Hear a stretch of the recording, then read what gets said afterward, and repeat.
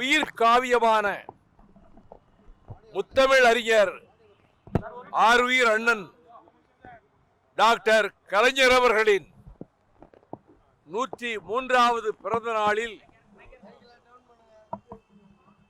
அவர் வாழ்வில் இமயமென குவித்த அருஞ்சாதனைகளை மனதிலேற்றி அவர் புகழ்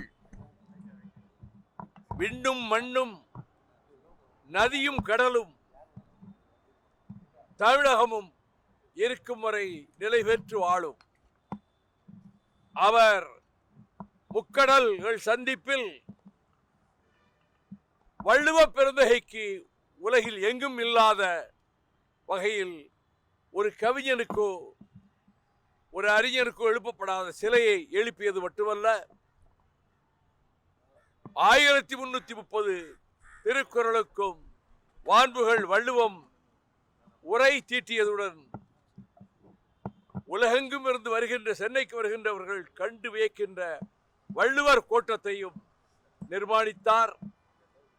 அவர் உடன்பிறப்பு மடல்களிலே பெரும்பாலும் வள்ளுவரினுடைய திருக்குறளை முன்னிலைப்படுத்துவார். பெரியாரின் கனவுகளை நனவாக்கியவர். அண்ணாவின் மரண சாஸ்திரமான மாநில சுயாட்சிக்கு இந்தியா உபகண்டம் முழுவதிலும் அதற்கு ஆதரவை திரட்டியவர். பெண்களுக்கு சொத்துரிமை என்று இந்தியாவில் எங்கும் இல்லாத நேரையிலேயே தமிழகத்திலே சொத்துரிமையை பெண்களுக்கு சட்டமாக்கியவர். நெருக்கடி காலத்தில் அத்தனை அச்சுறுத்தல்களுக்கும் அபாயத்துக்கும் எண்ணற்றவர்கள் சிறைபிடிக்கப்பட்டு சித்திரவதைக்கு ஆளான போதும் அணுவளவும் அதனால் மனம் குலையாமல் அண்ணா பிறந்த நாளுக்கு முதல் நாள் அவர் எழுதுகிற கடிதத்தில் என் தாயினும் பரிந்து பாசம் காட்டுகிற தலைவர் என்பதை சென்சார் அதை நீக்கிவிட்டதை எதிர்த்து சைக்கோஸ்டைல் எல்லாம் அதையே எழுதி பிரதிகளாக்கி அண்ணா சாலையில் 1000 விளக்கில் இருந்து அண்ணா சிலை வரையிலே நடந்தே அந்த பிரசுரங்களை விநியோகித்துக் கொண்டே வந்தது எவரும் செய்ய துணியாத புரட்சிகரமான செயலாகும். அண்ணாவினுடைய கல்லறைக்கு அருகிலேயே தனக்கு இடம் கேட்டவாறே அவருக்கும் கல்லறை அமைந்தது. காலத்தால் அழியாத காவியங்களை பொன்னர் சங்கர், தென்பாண்டி சிங்கம், பாயும்புலி பண்டாரகன், ரோமாபுரி பாண்டியன் என பல காவியங்களை தந்ததோடு கலை உலகில் ஒரு பெரும் புரட்சியை பராசக்தியின் மூலமாக அவர் உருவாக்கினார்.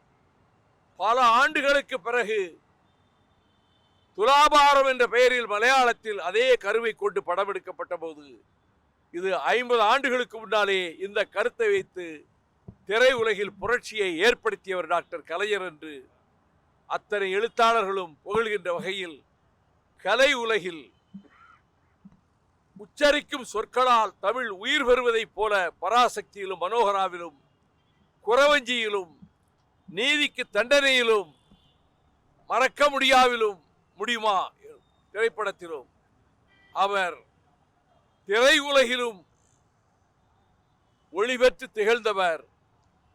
அவருடைய புகழ் ஓங்கட்டும் வளரட்டும், அது எந்நாளும் நிலைத்து இருக்கும். 30 ஆண்டுகள் அவரால் வார்ப்பிக்கப்பட்டவன் என்பதை என் மனதில் இருந்து என்றைக்கும் நான் அதை அகற்றியதில்லை.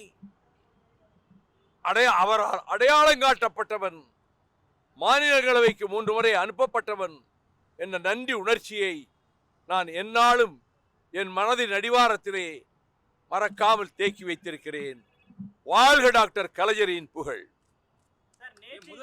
கூறிய கருத்துக்கள், அதாவது சின்னத்துல போட்டியிடணும் சொல்லி நிர்பந்தித்தாங்க அப்படின்னு சொல்லக்கூடிய கருத்து என்பது நாங்கள் எதிர்பார்த்த கருத்து தான். தாவேகாவிற்கு மதிமுக ஆதரவு அளிக்கும். இது வைகோ சொன்னதில் எந்த விதமான ஆச்சரியமும் இல்லை அப்படின்னு சொல்லிட்டு திமுக தரப்புல இருந்து சொல்றாங்க.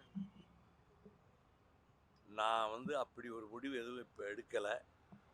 அவர்களுக்கு இந்த சொல்லையே தாங்கிக்க கொள்ள முடியாத கொஞ்சம் கோபம் ஏற்படுகிறதுன்னு சொன்னால், மற்றவர்கள் அதிக இடங்களை பெற்றவர்கள் எல்லாம் அவர்கள் இந்த கூட்டணியில் இருந்தவாறே தாவேகாவுக்கு ஆதரவு கொடுத்து அமைச்சரவையிலும் சேர்ந்து விட்டார்களே. அப்படிப்பட்ட எந்த முடிவும் நாங்கள் எடுக்கவில்லையே.